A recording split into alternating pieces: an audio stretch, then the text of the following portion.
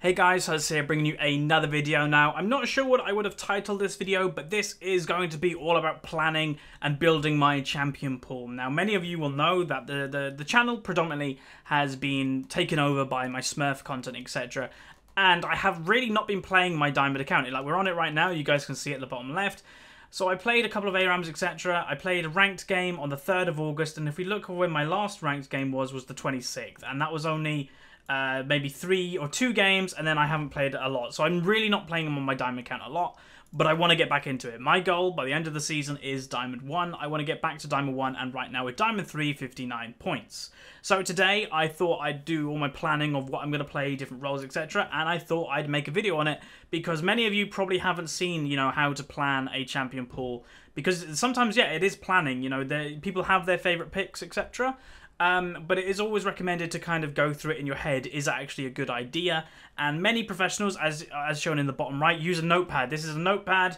Well, you know, we're going to be typing out here of champions that I'm going to put in my pool. And you'll probably see on streams occasionally, you have professionals that have their little notepad to say what champions they should be practicing. And it's a reminder. It's always a nice reminder when you're in Champion Select, you have that up on your screen. You're like, oh yeah, I'm supposed to be playing this. And that's what we're going to do today. Now, over on top of the client, so that way there's actually going to be an annotation into a link of a tier list website called metalol.net. I have no affiliation with them, but that is the tier list I'm actually going to be making right now, or the using right now, because tier lists, although I'm not 100% in agreement with a lot of them, it is always good to just kind of have a brief look over, oh, is that actually a strong champion right now? And tier lists kind of do that really quickly. So if I kind of go, oh, I want to play Garen, just as an example, I can go over to the tier list, which I'm going to do right now, Control F, Garen, and I can see Garen is a tier 4 champion, so it probably isn't the best idea to, you know, main him or play him. So just as an example, that's how it's going to work. So let's get into it. So this video, I have no idea how long it's going to be. We're going to just go through every single role. But before we get into it exactly, you have to remember that everybody has their specific roles that you main, etc. So mine are top and mid. They are my preferred roles. They are my best roles in my opinion. Although, yes, I am a little bit rusty in mid.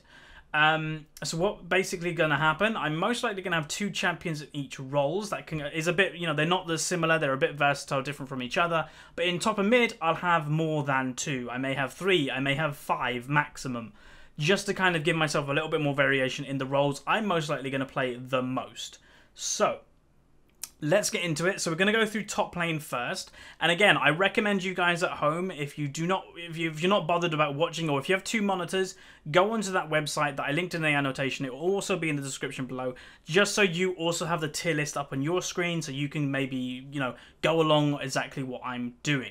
So top lane, the reason why the LoL client is open, because 1, I can remind myself of what I've actually played and have stats of if I've been played. So if I'm like, oh, I'm thinking of putting Jax in this, I can go on my Jax stats and realize probably they're not that great. Actually, I won't main Jax, or I won't play Jax.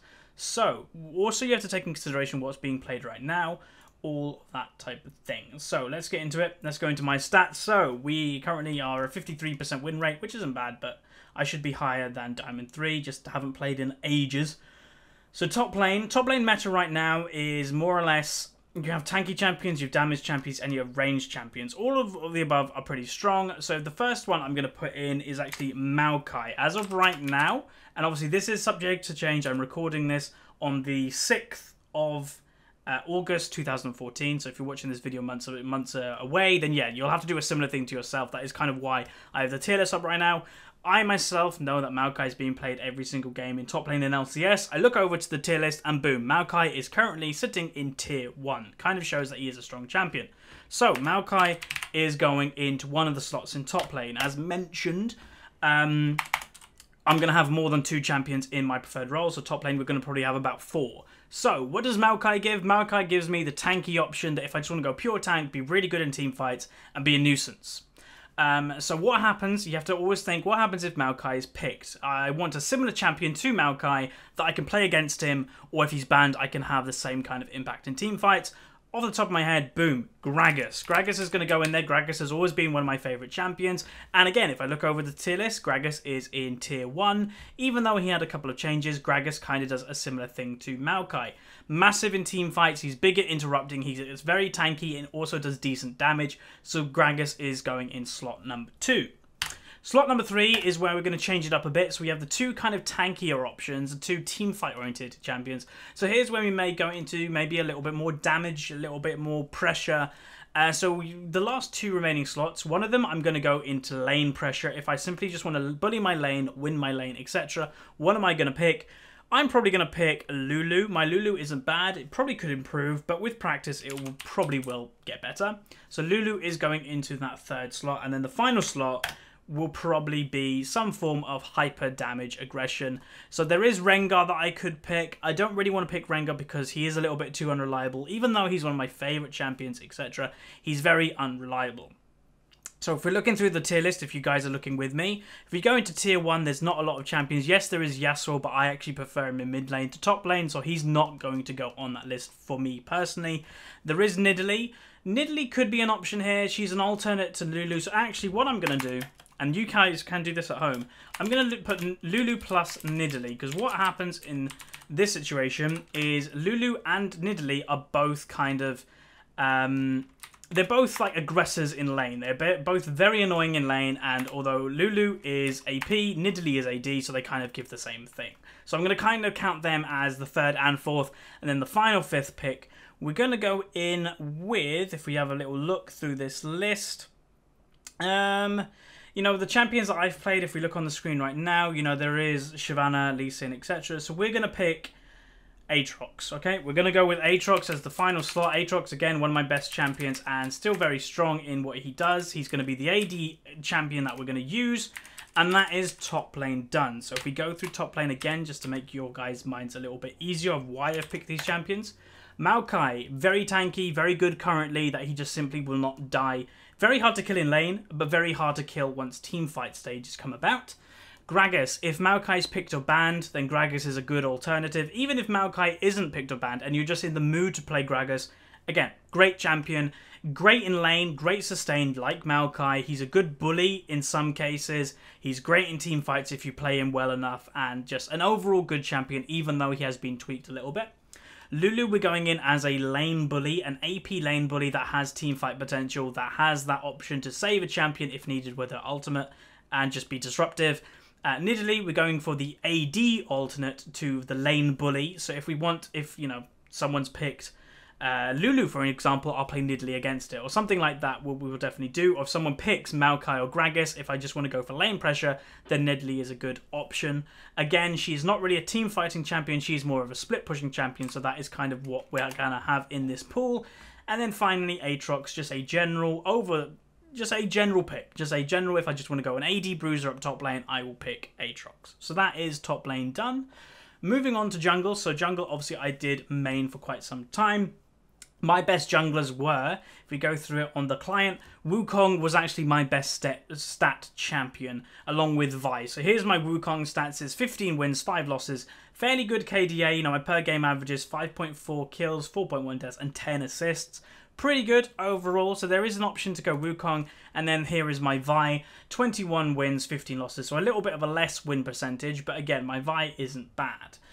So again, what you have to kind of realize is obviously there are top tier picks. There are picks that, you know, in LCS, you've got Lee Sin, Evelynn, and Elise that have just been picked over and over and over again.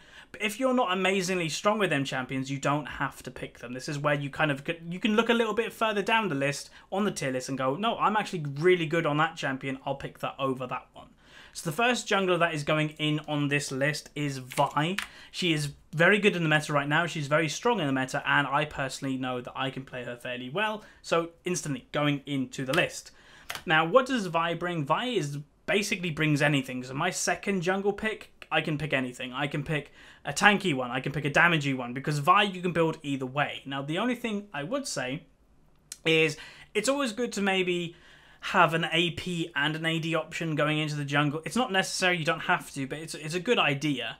So if we look through the list of what I'm personally good at as well, so I do. Lee Sin is available, but he just got a little bit of a change, so I'm gonna let the kind of other people test how good Lee Sin is, and I'm gonna just stand back a little bit. There is the option to put Wukong in there, but although Wukong is not the strongest jungler right now, so if we just, you know, I haven't played jungler so long. There's Kha'Zix, but again, not really that popular in jungle right now. Evelynn is a possibility. My Evelyn's not bad. Evelynn is still good in solo queue because it's Evelynn. You can just run around in stealth. So I think we may just go for Evelynn, honestly. I can't really think of any other champion that I personally would play instead of Evelynn at this point. So yeah, my second slot is going to go to Evelynn. Obviously, these lists are subject to change. You can change them every now and then, but you do need to limit yourself playing these champions in order to get really good at them. And that's what this list is kind of for. 2 jungle champions, that's all I need. You know, I'm not maining jungle, I'm maining top and mid. So now mid lane comes, one of my favourite lanes. And mid lane is the one that basically you either have siege champions, you have burst champions, or you have roaming champions. They pretty much fit in that category perfectly. Now, what we're going to do is, again, we're going to have 4 or 5 champions, and we're going to have a mixture of AD and AP. So, the first one we're going to actually put in is Zed, personally, because I simply want to play a little bit more Zed, and with the exhaust nerf, it's probably an okay time to actually pick him back up. He can play against everything in lane, just whether he gets kills in lane is a different question. If you just simply farm, go roam, go down bot lane, kill the AD carry, that's still pretty good. So we're going to put Zed in there. Now I could put Yasuo here as well, but what we're going to do for now is we're going to put Yasuo in a bracket because that is subject to change. I don't know if I want to keep Yasuo in there, but just to remind me, Yasuo's going in there for now. Now if you move on to APs that I personally play, the first one that comes to mind is Ziggs. My Ziggs is fairly good. I played it on all of my accounts, and he's just a general good mid laner that I do enjoy. Has had a few nerfs. He is becoming a little bit less popular, but again, he's one of my favorites. So if you go over onto the website, if you do have that up still, if you look into tier 1, what mid laners are tier 1? So there's Yasuo, there's Kassadin, there's Lulu potentially in mid lane, there is Fizz, there is Gragas potentially again, and that's pretty much it. So my Fizz, although I enjoy playing him, I played him in the Gold to Platinum series, is way too rusty that it would take me too long to play it to a very high diamond level. These champions that I currently have on the list right now, I am very confident that I can play these champions to mid diamond to high diamond level already. So I only can improve. Where Fizz, I'm a bit too rusty and it would probably take a little bit too long. So if we move down to tier 2, the mid laners in tier 2, so we've got, going through the list quickly, we've got Katarina, Ziggs, already in the list, Syndra, that is one, so Syndra is going here, so I'm definitely going to be playing with more Syndra.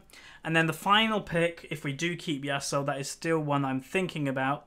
There's Talon, there's Orianna, there's Lux, Anivia. Anivia is an option that I've actually thought about because Anivia is never really banned, she's never really picked, and if you're mid lane, you're always going to be able to pick her. You just have to be a good Anivia. Now, I haven't played Anivia in so long, but I am actually fairly confident that I'll do okay on her. So, I am putting Anivia as one of my mid laners. It's a fairly risky move, but again, I'm fairly confident with practice, a little bit, because I will be going into team builder on some of these champions that I'm a bit rusty on.